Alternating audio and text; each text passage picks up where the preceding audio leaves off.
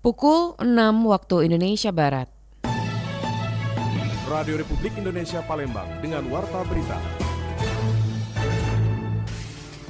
Umat Hindu Banyuasin bersiap menyambut Hari Raya Nyepi, maknai sebagai penyucian dan perenungan diri. Antisipasi pengangkut sampah, petugas akan bekerja lebih intensif sejak H-2 hingga malam takbiran. Itulah di antara informasi yang kami hadirkan pagi ini, edisi Jumat 28 Maret 2025 yang dihimpun tim redaksi RRI Palembang. Bersama saya Dela Wawi, kita mulai dengan informasi yang pertama.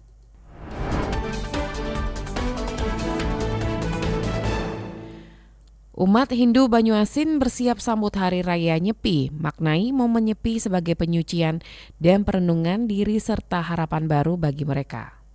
Umat Hindu di Kabupaten Banyuasin bersiap menyambut Hari Raya Nyepi yang jatuh pada 29 Maret 2025. Perayaan sakral ini dimaknai sebagai momen penyucian diri dan perenungan spiritual. Salah satu tokoh agama Hindu di Banyuasin, Ketut Sugiarta, menjelaskan bahwa rangkaian perayaan Nyepi sudah dimulai beberapa hari sebelumnya dengan berbagai ritual keagamaan. Setelah itu, hari besoknya kan hari ini perayaan silanya ini Metaru itu sebelum kita nyepi itu besoknya hari Sabtu itu kan kita dulu sembahyang kita sembahyang bersama juga. Nah setelah itu baru kita tanggal 29 baru kita nyepi. Pada hari raya Nyepi, umat Hindu menjalankan catur brata penyepian yang terdiri dari 4 pantangan utama, yaitu amati geni tidak menyalakan api atau listrik, amati karya tidak bekerja, amati lelungan tidak bepergian, dan amati lelanguan atau tidak bersenang-senang. Kita itu kan pas hari tanggal 29 itu kita tidak boleh keluar, tidak boleh makan, tidak boleh minum. Itu amati geni, tidak boleh hidupkan api.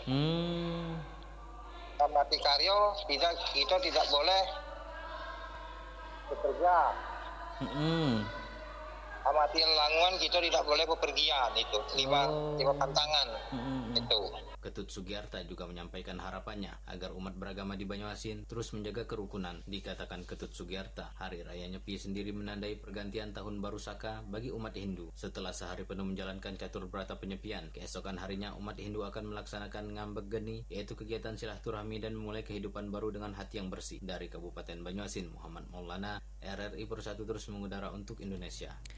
Sementara itu, salah satu tokoh umat Hindu di Sumatera Selatan, Wayan, menuturkan jika perayaan Nyepi merupakan salah satu momen peningkatan kepedulian antar sesama makhluk, lingkungan dengan tetap menjaga dan menjunjung toleransi antar umat beragama. Wayan juga mengatakan saat ini semua umat, khususnya yang ada di Sumatera Selatan, bahkan nasional, hidup secara berdampingan dan rukun sehingga rasa saling menghargai dan toleransi harus tetap terjaga dan dilestarikan dengan sebaik-baiknya. Jadi bagian dari tiga karena itu menyayangi lingkungan. Jadi meningkatkan hubungan manusia dengan Tuhannya, meningkatkan hubungan manusia dengan alam sekitarnya, alamnya, meningkatkan hubungan manusia dengan manusianya. Perayaan Nyepi di dalam momen Ramadan tahun ini merupakan juga salah satu momen yang dinantikan umat Hindu. Adanya rasa saling menghargai baik umat Hindu dan Muslim merupakan salah satu contoh keberagaman agama yang tetap terjaga dengan baik. Pendengar, kita dengarkan ragam komentar masyarakat. Nama saya David, saya di Bukit. Menurut saya, perayaan Hari Raya Nyepi yang dirayakan oleh umat Hindu di Bali umumnya dipandang sebagai hari refleksi, kedamaian, dan pengendalian diri. Bagi umat Hindu, Nyepi adalah momen penting untuk melakukan introspeksi dan membersihkan diri secara spiritual. Di kalangan masyarakat Bali, Nyepi dihormatin sebagai tradisi yang mendalam. Namun bagi sebagian orang di luar Bali atau non-Hindu, perayaan ini terkadang dianggap asing atau mengganggu karena adanya pembatasan aktivitas seperti larangan keluar rumah. Meski demikian, semakin banyak yang menyadari bahwa Nyepi mencerminkan nilai-nilai kedamaian, toleransi, dan penghargaan terhadap keberagaman budaya yang dapat memberikan pelajaran berharga bagi seluruh masyarakat Indonesia.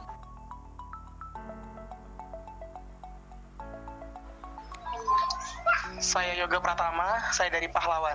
Jadi tanggapan saya tentang perayaan Hari Nyepi ini memiliki makna yang dalam sebagian hari penyucian diri dan alam, serta sebagai refleksi untuk meningkatkan kesadaran akan lingkungan.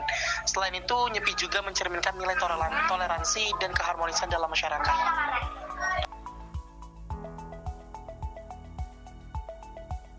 Saya Aprilia Anjani dari Pelaju. Jadi perayaan Nyepi ini merupakan momen sakral ya bagi umat Hindu, tentunya khususnya di Bali, yang melambangkan penyucian diri dan juga alam semesta. Saya juga melihatnya ini sebagai tradisi unik ya, yang mengajarkan ketenangan, refleksi, dan juga keseimbangan hidup.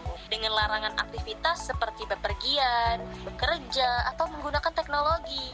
Nah, jadi Nyepi ini memberikan kesempatan nih untuk introspeksi dan juga kedamaian. Maka dari itu, tidak hanya bagi umat Hindu, tetapi juga bagi lingkungan sekitar. Nah, jadi ini adalah contoh bagaimana tradisi dapat berkontribusi pada harmoni sosial dan juga kelestarian alam.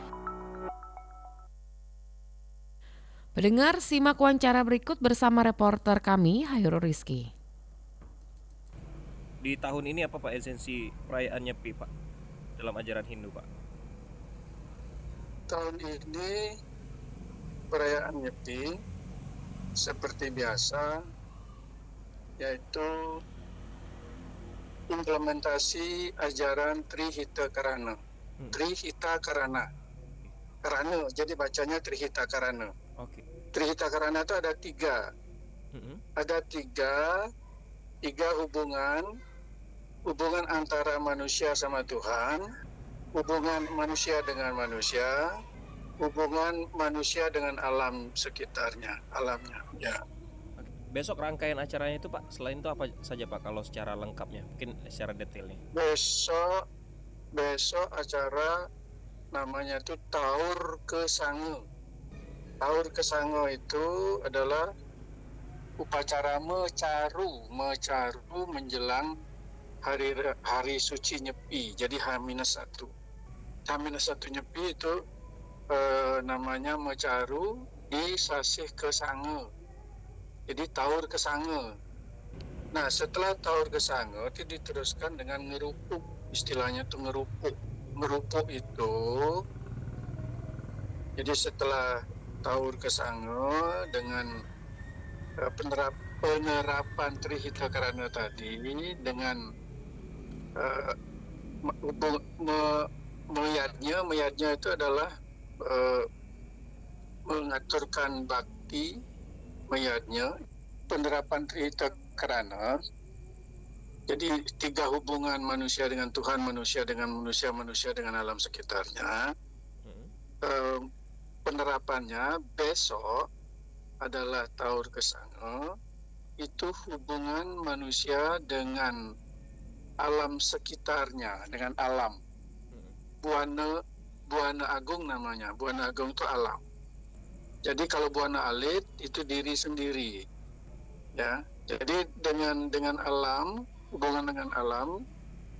Nah, diaplikasikan, diimplementasikan dengan mecaru. Mecaru itu adalah yadnya itu adalah bakti terhadap alam sekitarnya. Alam sekitarnya ini ada namanya Butekala. Butekala itu adalah makhluk Tuhan juga, tetapi yang menunggui alam semesta ini, ya, Buana Agung ini, itu perlu juga diyadnyai. Diyadnya itu dihaturkan bakti. Itu namanya mecaru. Mecaru H-1 Nyepi itu disebut, kami nyebutnya Taur Kesange. Jelas ya. Nah, hari raya Nyepi ya sudah melaksanakan Tapa Brata penyepian, itu namanya Catur Brata. Catur Brata ya. Ya, Catur Brata itu dilarang bepergian, itu amati lelungon. Dilarang bekerja, amati karya. Dilarang berkegiatan, amati geni. Dilarang berkegiatan yang menggunakan api, yang berkegiatan yang menyebarkan hawa nafsu, itu tidak boleh, itu disebut amati geni. Amati lelangon itu tidak boleh hiburan, tidak boleh menikmati hiburan, termasuk medsos, termasuk hiburan fisik apa. Jadi catur brata itu intinya adalah menikmati hari suci Nyepi, dianjurkan membaca kitab suci. Pak Surya. Jadi kami Nyepi itu berpuasa 24 jam ya. Jam 6 tanggal 29, baru buka jam 6 tanggal 30. Dan yang sempurna adalah tidak juga tidur. Itu Mas Rizky ya. Oke. Pak Surya, mungkin ada harapan Pak di tahun ini seperti apa Pak untuk perayaan Hari Nyepi dan juga bagi umat Hindu? Nah ini barangkali katanya ya 127 tahun sekali baru ketemu Hari Raya Nyepi yang berbarengan dengan puasa Pak ya? Berakhirnya puasa dan menyambut Idul Fitri. Ini 127 tahun sekali. Kami mengajak khususnya umat Hindu di Sumsel dan di Palembang, tentunya mari kita sama-sama menghormati umat Muslim yang sedang berpuasa, dan mari mulat sarira itu introspeksi diri. Jadi kami mengajak umat Hindu di Sumsel dan Palembang khususnya. Baik Pak Surya. Itu Mas Rizky. Oke, terima kasih Pak atas waktunya Pak. Baik. Maaf. Terima kasih Pak. Terima kasih.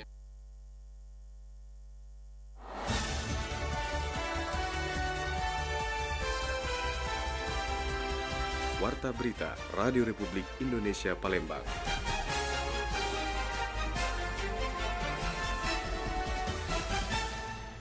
Untuk mengantisipasi penumpukan sampah saat Lebaran, petugas pengangkut sampah akan bekerja lebih intensif sejak H-2 hingga malam takbiran.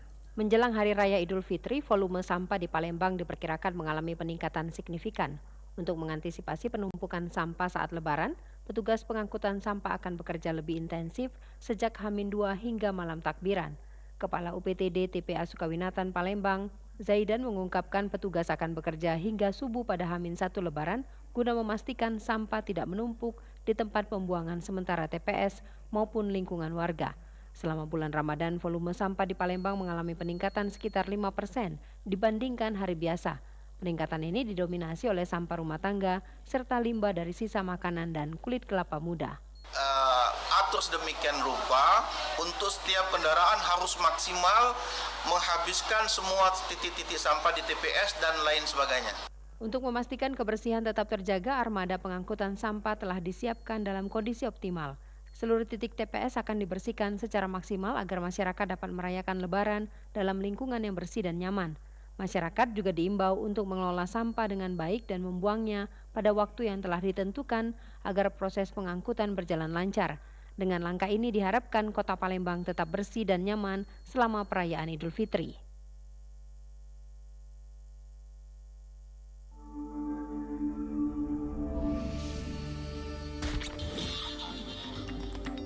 Berita Daerah Radio Republik Indonesia Palembang.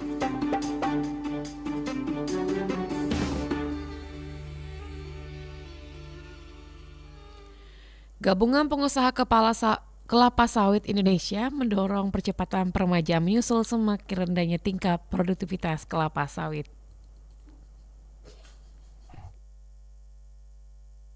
Gabungan Pengusaha Kelapa Sawit Indonesia (GAPKI) mencatat produksi CPO hasil produksi tanaman kelapa sawit secara nasional terus mengalami penurunan dalam beberapa tahun terakhir. Untuk itu dibutuhkan peremajaan guna meningkatkan produksi. Ketua Umum GAPKI Edi Martono menyebutkan dibutuhkan peremajaan khususnya sawit yang ditanam plasma karena selama ini penanaman sawit hanya fokus pada penanaman saja sehingga produksinya tidak maksimal. Edi mengatakan dengan bibit bagus dan perawatan maksimal, hasil tanam bisa ditingkatkan. Namun prosesnya diperkirakan akan memakan waktu cukup lama antara 3 hingga 5 tahun untuk mendapatkan hasil yang maksimal. Nah ini yang perlu bagaimana untuk meningkatkan produktivitas dan produksi. Nah ini kita masih ada hambatan 5 tahun terakhir ini kita stagnan. Nah ini juga menjadi tantangan yang cukup berat juga. Utamanya pengurus GAPKI cabang Sumatera Selatan ini bisa membantu segera peremajaan sawit rakyat agar bisa dipercepat. Lebih ditingkatkan lagi karena memang di sini kalau kita lihat tanaman rakyat yang harus di replanting sampai dengan ini data kita adalah 3 juta hektar seluruh Indonesia ya. Di Sumatera Selatan juga banyak yang harus di replanting, artinya anggota kita juga terlibat seperti contoh di Sampurna Agro itu kan mereka juga melakukan replanting.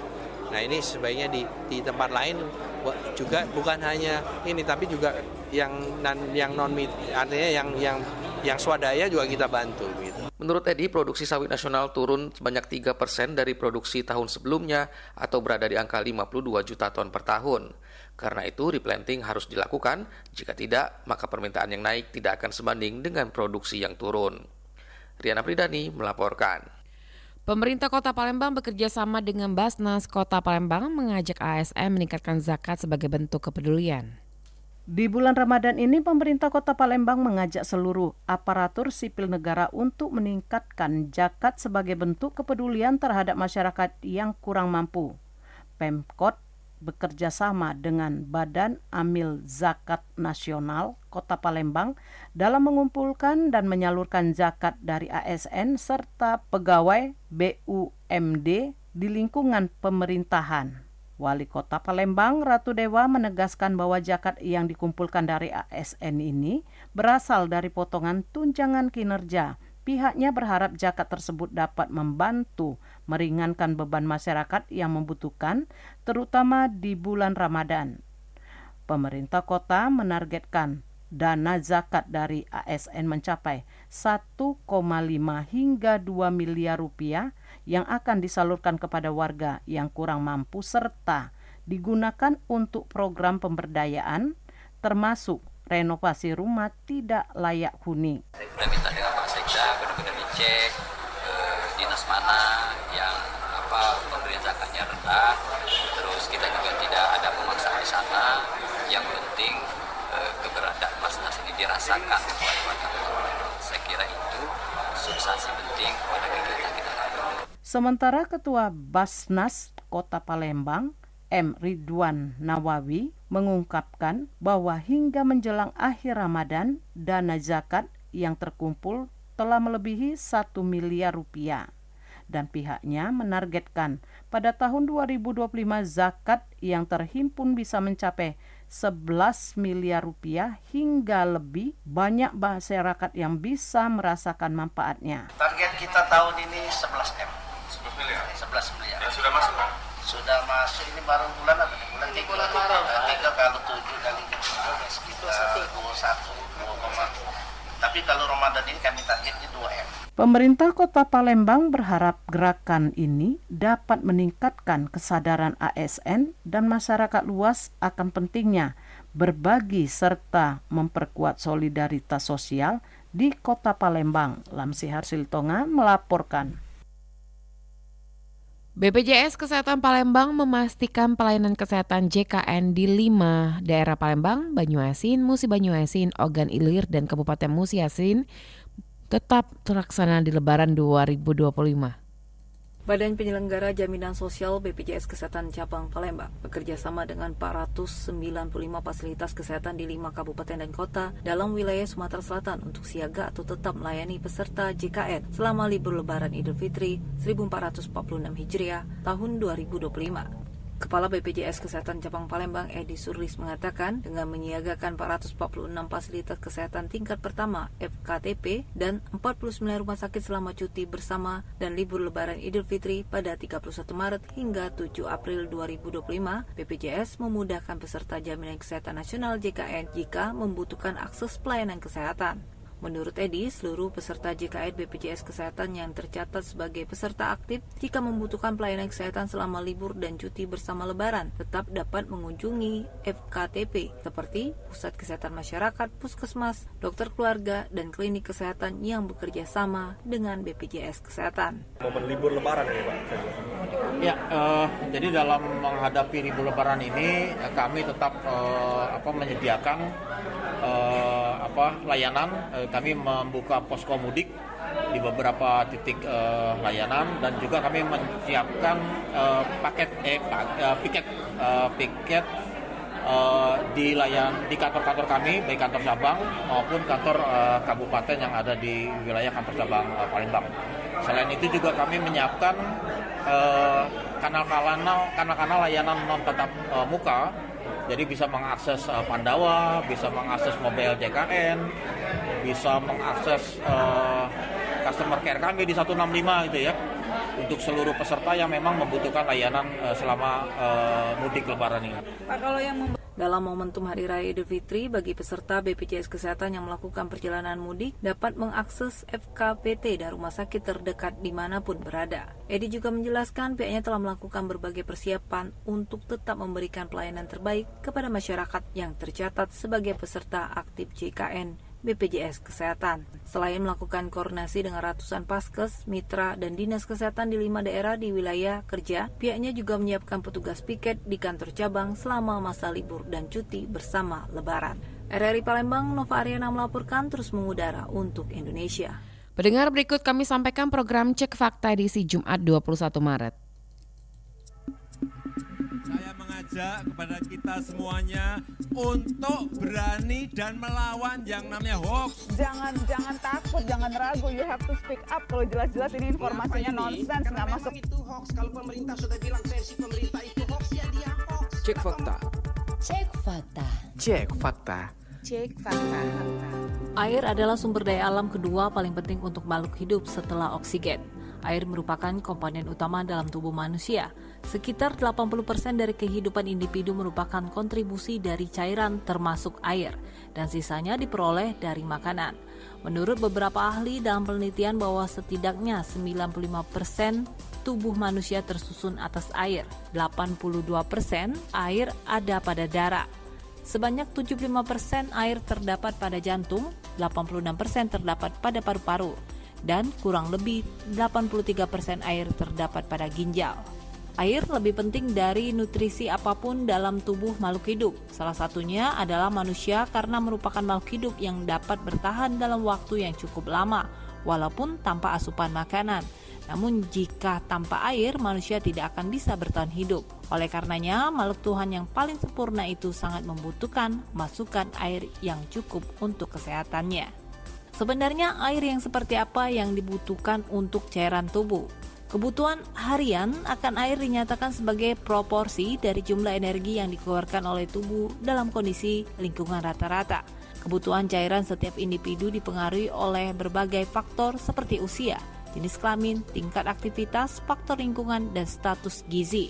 Tubuh secara normal akan kehilangan air melalui paru-paru ketika mengembuskan napas, melalui keringat, produksi kemih, dan saat buang air besar.